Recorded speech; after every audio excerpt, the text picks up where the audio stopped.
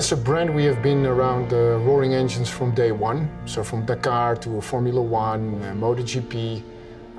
So racing is really in our DNA. We always want to make a statement, and for us that's very important.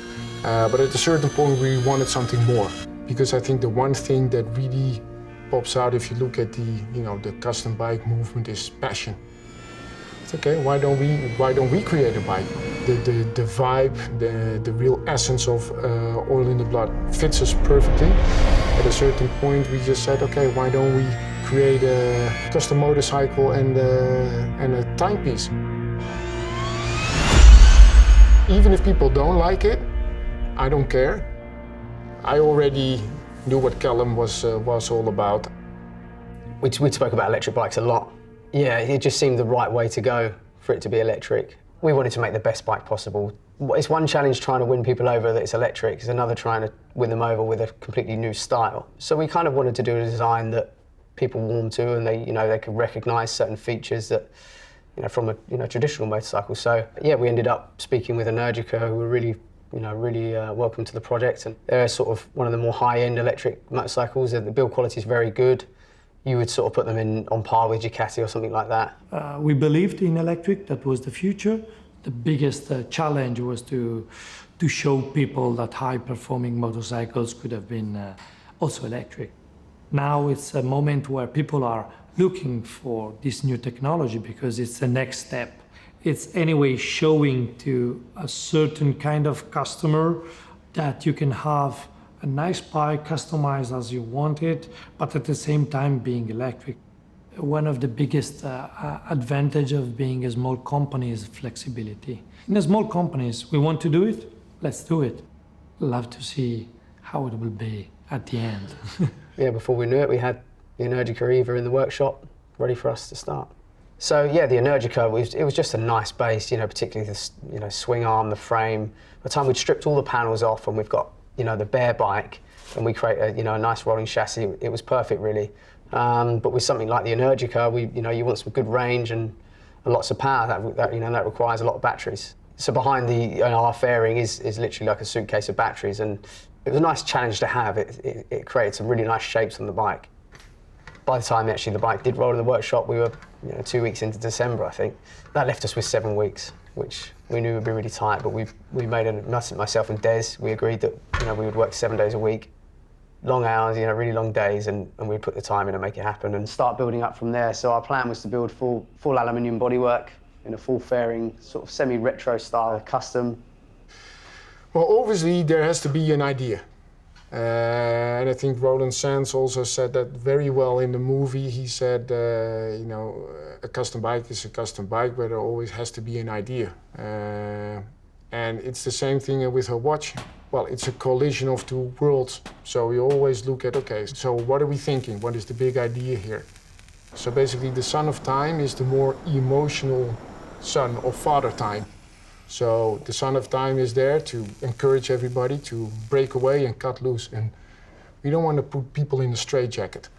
We certainly don't like it if people do that to us when we, design watches and build watches.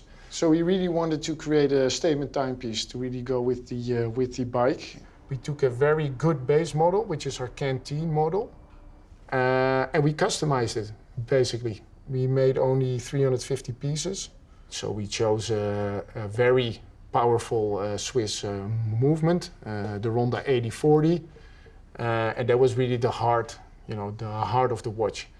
Yeah, and then we started to build in all the various elements. So here's going to be the steel case. So it's a chronograph watch. We have 3 chrono rings here. Here we have a big date function. So what we're actually going to do is we're going to put a leather on rubber strap. It's going to combine style and comfort. So the important thing for us, I guess, in all our bikes is to make sure what's happening on at the front really ties through into the rear. There's a nice flow from front to rear. So those lines then flow through into the bottom of the tail, and also then around the tank shape here, the knee indents. Everything we made, it was all about slimming. Our techniques for building a custom tend to involve a lot of aluminium work, so we spent a lot of time shaping aluminium to create the fairing and tank and the tail. The battery casing has an air sort of vein that runs through the centre of it. So there's some holes that are right down the front of the battery casing. So we had to make sure any fairing that we made kept those holes open, and also the air scoops down the side of the fairing, all about just flowing some air around the battery. And the motor's oil cooled, so it wasn't so much an issue on that. And there's just something nice about, you know, a nice shaped air scoop, and yeah, we really enjoyed making those pieces. Yeah, I think paint can really change the look of a bike. You know, every time we get to this stage, we normally roll our bikes outside and light bounces off of, you know, different shapes in different ways. Yeah, colour's always a tricky one, isn't it? It can make or break a bike, and but we felt the greys and the silvers really worked well with this project. We wanted the tank, the two colours we were going to split here, we wanted them kind of to be the same shade, you know, from the same colour group. You know, everyone seemed really enthusiastic about the bike, you know, with lots and lots of comments. It's amazing. It's really amazing. I have to say that I'm not really surprised because I know what Callum is capable of. Yeah, I was a bit worried that I would miss the exhaust. I don't miss it, and that's a weird thing. It looks very clean. The people loved it. So great. We have seen that the approach to this kind of vehicles is, okay, I'll try it. After they have ridden it, they come down with a big smile on their face, and they didn't expect it. Yeah, so yeah, this is the first time we've been out on the bike and actually been able to, you know, really ride it. You know, I didn't really know what to expect. You know, I've rode a few different electric bikes. Definitely been very impressed with them, but to actually have a good bit of opportunity here to be on track and sort of push it to its potential, it's been, I've been, you know, really, really impressed. Let's say that the biggest advantage of electric is the torque, that you have it from 0 RPM, so as soon as you open the throttle, you have 100% of torque. It doesn't have gears, but I don't need them. It doesn't have a clutch, but I don't need it. I always have the perfect gear for every corner because the torque is always 100%.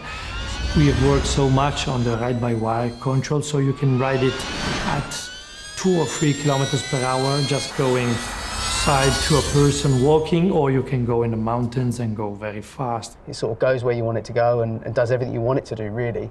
Yeah, it's really cool. And actually the electric motor puts out quite an impressive sound. It's sort of got a bit of a jet noise to it almost. Having rode that today, I am really, really impressed with it. You know, it's just, I've had such an amazing time riding it. It's done everything it needs to do and more. So if that is the future, then it's awesome. You know, it's, we've got a lot to look forward to.